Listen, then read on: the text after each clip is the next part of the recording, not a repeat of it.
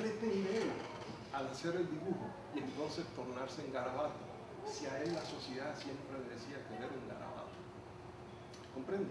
Entonces, cuando Bacon destruye en aras del garabato el dibujo, y Borges hace lo mismo, cuando Borges destruye el dibujo para hacer el garabato, ¿será que él intuye que en el garabato está su identidad? O sea, lo que quiero decir es que no habría forma, es la maldición del lenguaje, ¿no? Sería interesante que en tu pensar, que es mucho más claro también, incluyeras o incorporaras, por ejemplo, el mundo de Tertuliano. O sea, es imposible, por lo tanto es cierto. Yo solo creo en lo increíble. O pensar con el silencio, lo que han intentado pensar con el silencio, la experiencia misma. Porque creo que la paradoja de Wittgenstein, a quien he leído siempre con, no sé si con entendimiento, pero con gran interés por su problema del lenguaje, ¿no? Es que sigue siendo, hay como una trampa. Si el lenguaje es la trampa, no hay forma de, a través del lenguaje, salirse de la trampa. Entonces hay algo como una turbulencia, hay algo, un acto de mago, de espejo, ¿no?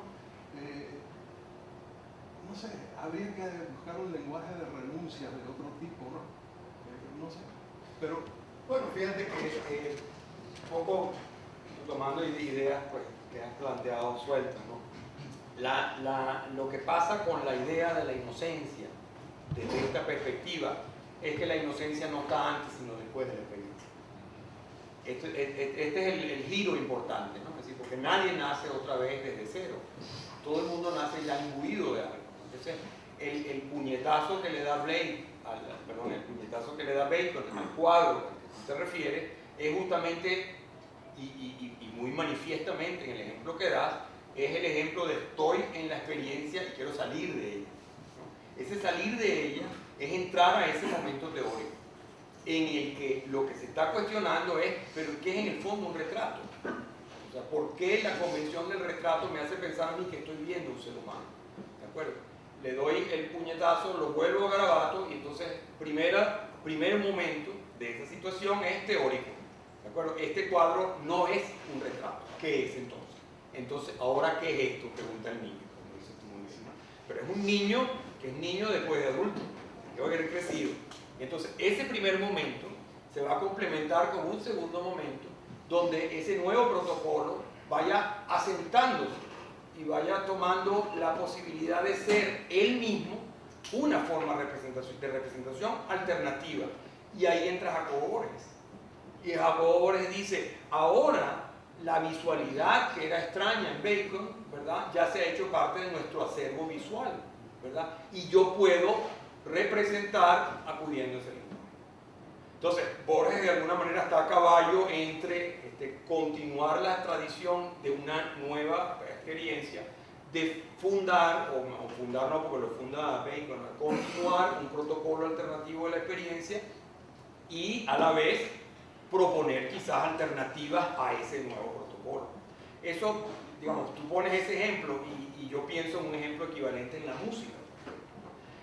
Uno oye la Sinfonía India de Chávez, por ejemplo, el mexicano, y uno dice, Sinfonía India, ¿por qué? Y uno efectivamente lee las notas explicativas, los comentarios del propio Chávez y de los músicos y de los críticos que lo han estudiado y dicen, efectivamente, Chávez está poniendo en escena con una cierta música llena de ritmos y llena de colores tímbricos y de texturas sonoras, está poniendo en escena la herencia indígena latinoamericana, ¿verdad? Y cuál no debería ser la sorpresivo que no lo sea, ¿no? Que uno oye la música de Chávez, la Sinfonía India de Chávez, y dice, esto es Stravinsky.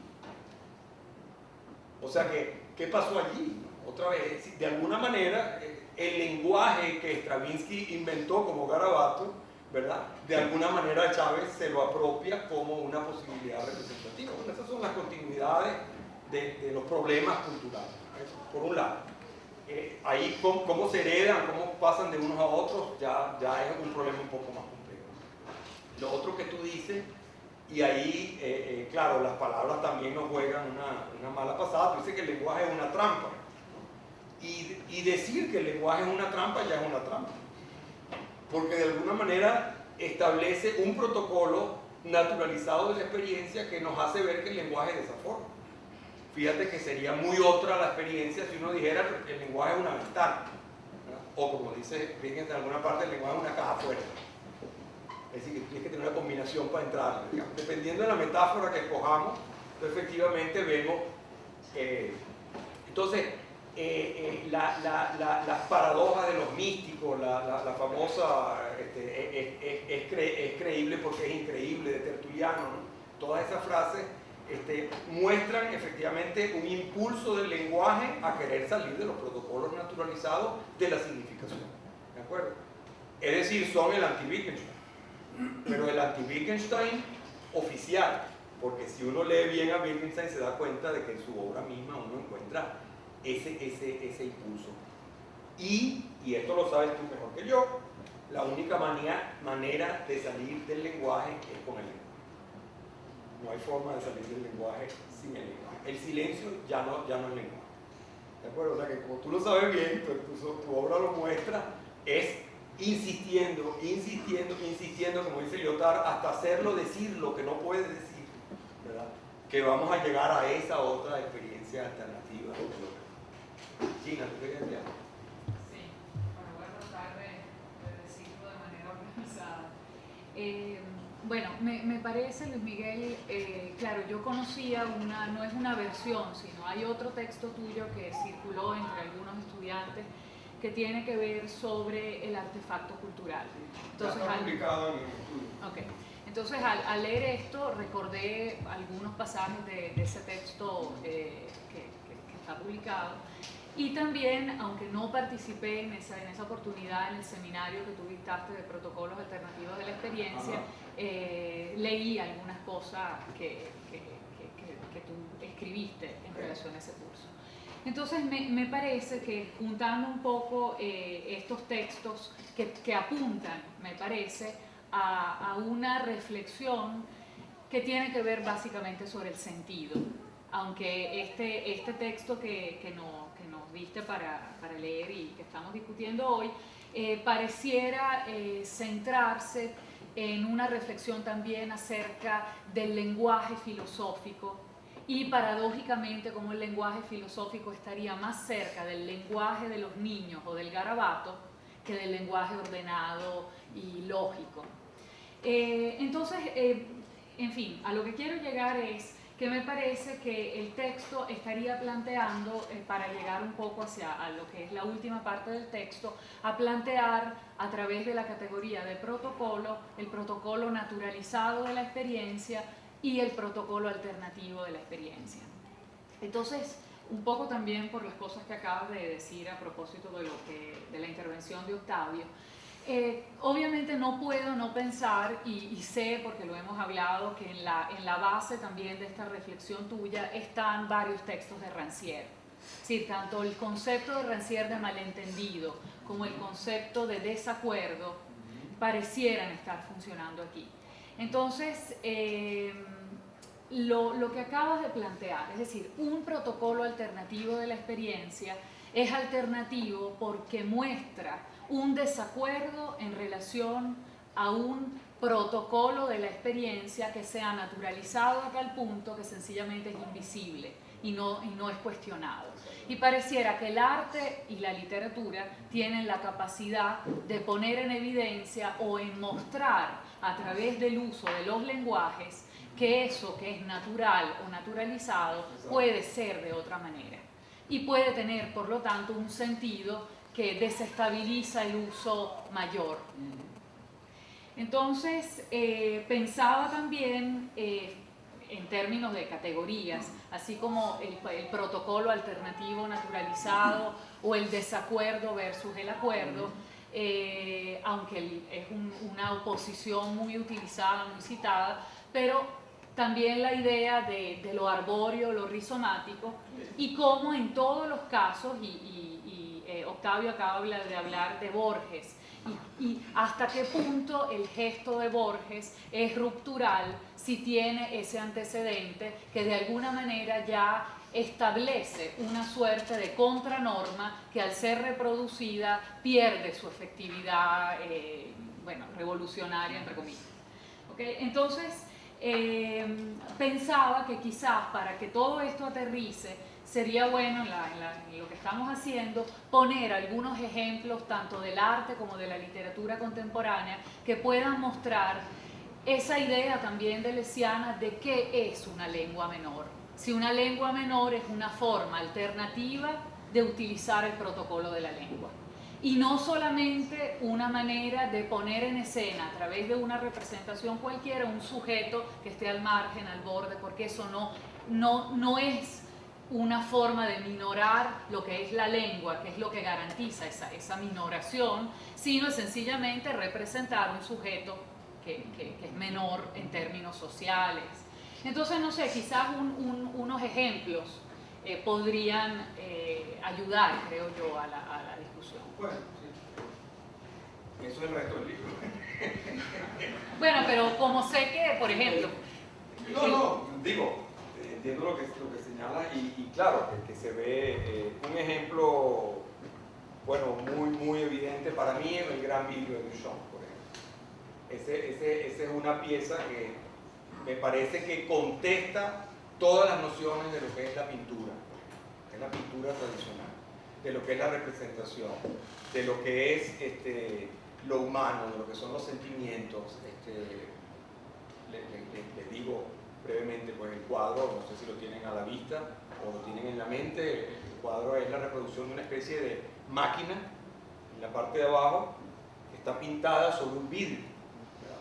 Y en la parte de arriba hay una especie de emanación extraña que como que flota en el aire y que de alguna manera interactúa con la parte de abajo. La representación está claramente dividida en dos. El gran vidrio se llama la casada siendo desvestida por sus solteros. ¿De acuerdo? Y lo que se presenta allí efectivamente es una máquina, ¿no? Una especie de máquina funcionando con algo que uno no sabe bien qué es, ¿no? Entonces, digamos, sin entrar en detalles, porque nos llevaría pues, horas a hablar del texto, en este caso, del artefacto al que nos referimos. Entonces, por ejemplo, una pintura, ¿verdad?, pero sobre un medio transparente. Por ejemplo, esa pintura, entre comillas, está colocada en el medio del Museo de Filadelfia. Y uno ve a través de ello como a través de una ventana. Entonces es decir, ya eso es un cuestionamiento del protocolo, en el sentido de que uno viene a ver un cuadro y el cuadro está sobre una tela, ¿verdad? Aquí está sobre un medio transparente. Entonces lo que veo es lo que veo sobre el vidrio, pero también lo que veo a través del vidrio. Veo una puerta, veo un jardín, es decir, de alguna manera eso está cuestionando el hecho de dónde se fija la mirada cuando tengo que mirar este objeto nuevo, por ejemplo. Y estamos hablando de una obra de 1919. Por ejemplo, el hecho de que a la denominación de la casada desvestida por sus solteros, lo que nosotros vemos es un orden maquínico. O sea, donde se nos presenta algo que parece aludir a lo más puro, lo más interior de los sentimientos humanos, que es el amor, inclusive la sexualidad, etc. Y lo que vemos es un acto que está totalmente trasvasado y sin explicación, ¿verdad? Porque no hay equivalencia unívoca a una cuestión maquínica. Parece ser una máquina, ¿no? Entonces, es decir, ¿dónde entra entonces ahí entra un conflicto de justamente el espacio de los sentidos, de los sentimientos, de los afectos. Entonces ahora se ve representado por algo maquínico que de alguna manera funciona. Digo un tercer aspecto, ¿no? El cuadro estaba definitivamente inconcluso, como dijo Duchamp más de una vez, porque él no lo terminó nunca, ¿no? Hasta que una vez el cuadro salió a una exposición, creo que era en Nueva York, y en el proceso de salir a la exposición se quebró. Entonces le pidieron a Duchamp que lo restaurara. Entonces Duchamp se puso y pegó pedacito de vidrio con pedacito de vidrio hasta que el cuadro quedó restaurado, y así dijo: ahora está terminado.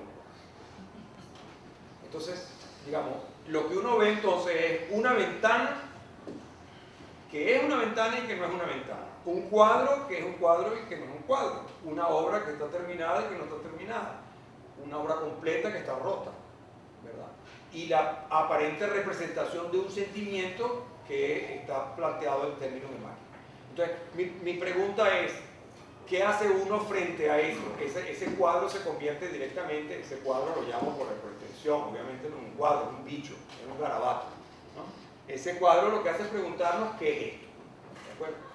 Y mi pregunta es, y mi reacción ante eso es, bueno, primero trato de ver qué es esto, trato de explicar ahorita qué es esto, y sobre todo, y esto es lo más importante, nos abre la puerta a, habrá otras maneras de percibir, habrá otras maneras de percibir, habrá otras maneras de pensar la noción cuadro, la noción amor, la noción transparencia, la noción inmediatez, la noción, o sea, todas esas nociones se ven repensadas, reinterpretadas, etc. Bueno, lo mismo podría decirte que pasa con un poema. Un poema que nos vuelve, nos interroga de repente y nos dice algo y uno dice, bueno, pero ¿y esto qué es? ¿Qué dice este poema? Bueno, primero nos está diciendo, yo puedo hacer esto con el lenguaje. No me sé ninguno de los tuyos, pero Octavio, pero diría un buen poema, un buen poema tuyo sería un buen ejemplo de que uno se pregunta qué es esto, qué es esto, ¿no? Y lo que es eso es justamente, hay otras maneras de decir con el lenguaje de la convencional, esto es una casa, esto es un hombre, esto es un árbol, ¿de acuerdo? Entonces, quizás la diferencia y por eso yo agarro, me agarro de esa cita de Pasajera, que ellos no la exploran, con Deleuze, es que yo insisto en la noción de la experiencia, no en la noción de fundar una manera alternativa de escribir literatura, por ejemplo, sino una experiencia, o sea, de alguna manera, ¿verdad? Rimbaud decía ya en el siglo XIX, hay que reinventar el amor, ¿verdad? Hay que reinventar el amor y ¿cómo se reinventa el amor? Escribiendo los nuevos poemas de amor del siglo XX, y los que habrán en el siglo XXI, que no serán los poemas amorosos de la cultura clásica, ni del Renacimiento, ni los hermosos poemas de Garcilaso, ¿no? Yo no nací sino para quereros. Ya eso no nos dice nada. ¿Por qué? Porque el amor hay que reinventarlo. Y reinventado el amor, ¿verdad?, hará que efectivamente entonces podamos sentir de otra manera que digamos, la tradición de la larga poesía amorosa occidental, con todo el rabito largo que tiene de los boleros que hemos oído en nuestra vida, sigan determinando lo que sentimos y podamos ver esa otra forma alternativa. Ese aspecto quizás es lo que me distingue inclusive de Rancière también, ¿no?, que está hablando más de los espacios. Bueno, en la sociedad hay un desacuerdo, ¿verdad? Estamos en el régimen estético, y en el régimen estético las cosas funcionan de esta manera, pero dentro del régimen estético, ¿verdad?, lo que se producen son situaciones que invitan, no siempre lo logran, y a veces lo logran con mucha dificultad y a veces con mucho tiempo, logran que podamos sentir de manera diferente. Bueno, no recuerdo de memoria, pero el poema de Anna Blume, de Kurt Schwitters, que es un extraordinario poema de amor, y él dice, Anna Blume, lo extraordinario de tu nombre, que se lee para adelante y para atrás igualito, y yo no sé qué, y de repente, porque yo, tú, él, vosotros, te amamos, tú, te, conmigo, él o ellos. O sea, él está tratando de decir, no es cuestión de yo y tú, ¿no? Entonces mete todos los pronombres para decir yo te amo, ¿no? Pero él no puede decir yo te amo, sino yo, ve, mi, tan, ustedes, nosotros amamos, ellos, nadie. Pero ¿qué es eso? Es un garabato, pero también poco a poco se convertiría en otra manera de sentir. Y esa es la idea, que yo creo que me distingue un poco, o que hace establecer pequeñas diferencias con los grandes maestros, pues, ¿no?, que son Deleuze y Rancière. A ver, dime uno de tus poemas. Dice que cuando leí tu texto, ahí yo creo que los primeros ejemplos que diste, después al final te fuiste al poema, pero para mí la cosa se problematiza cuando se plantea un problema del lenguaje y se le busca una solución a través del lenguaje. Eso es un problema interesante para mí. Entonces yo sugeriría, o sea, si yo tuviera que pensar acerca del pensamiento, o sea que no voy a hacer, pero digamos que el lenguaje te permite, vamos a ponerlo así, yo puedo pensar con el lenguaje, puedo pensar a pesar del lenguaje, y creo que es difícil. Yo puedo pensar contra el lenguaje y puedo pensar sin el lenguaje. Está la experiencia de los psicodélicos, los muchachos que a través de la droga quieren alterar los sentidos de tal manera. Por ejemplo, yo tengo un amigo que se ha sentado conmigo a hablarme y sin exagerar, él se sienta conmigo y me dice,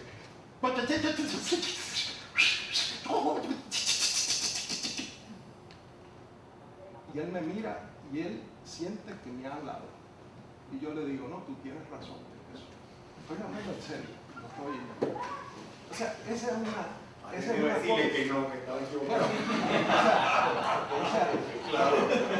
Que el mundo actual, ¿verdad? Ha vivido extremos tan grandes, hartazgo cultural de ciertas cosas, ¿no? La experiencia del lenguaje, la experiencia de la familia, todo se ha descubierto. Entonces hay experiencias tan extremas. Por ejemplo, cuando Octavio Paz escribe un poema y empieza a hablar de las palabras, y dice putas, no sé qué cosa, y golpea las palabras y dice chillen. O sea, si Octavio Paz logra que las palabras chillen, dejaron de ser palabras las palabras, ¿no? Si chillaron, son animales, las ha convertido por fin en animales como él desearía. ¿Por qué desea el poeta convertir las palabras en algo que fuera no verbal? O sea, que lo que tú planteas como experiencia, los protocolos de la experiencia, o sea, los naturalizados y los otros, yo los comprendo todo y para mí se convierte en enigma, o sea, mi mayor interés cuando a través del lenguaje se pretende resolver eso. Y voy a añadir otra conclusión.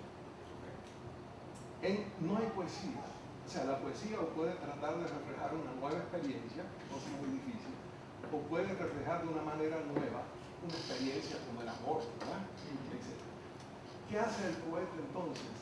Tiene las palabras que todo el mundo usa y él emplea trucos, metáforas, metonimias, sinalepas, rimas, ¿verdad? Y crea con eso un lenguaje, lo que yo llamo el lenguaje del niño, como si fuera a decir las cosas por primera vez, ¿verdad? Entonces, esa es una posibilidad del lenguaje. En la filosofía, si se usan metáforas, metonimias, se llega a la conclusión. O sea, el filósofo pretende desalojar del lenguaje todo nivel metafórico, todo lo que pueda crear confusión. Pero yo creo que las palabras nacen metafóricas. O sea, nosotros hablamos español, tú citaste a Cicerón, y yo cuando hablo español, escribo español, como soy romántico, siento que estoy viviendo en las ruinas del latín. O sea, que ya la palabra mamá, para mí, es una metáfora de algo que se desgastó. Entonces, no sé si me explico, pero digo que el lenguaje entraña unas posibilidades y unas imposibilidades. Tú hablaste al comienzo de hacer más cosas posibles, la cita de Tomás. Y en el fondo lo que tú estás planteando, creo que es tan radical, que es como hacer posible lo imposible. Entonces ahí sí viene un mundo, digamos, un mundo que más asoma a la mística, a la experiencia del alucinógeno, nos acerca a abismos que están, lo que tú llamaste el silencio como no lenguaje, el silencio como el fundamento o el principio de una posibilidad de lenguaje. O sea, yo digo lo mismo, viendo Beautiful Symmetry, la temible simetría. Estamos hablando, es como si se hablara de dos seres humanos y fuera un perfil de espejo.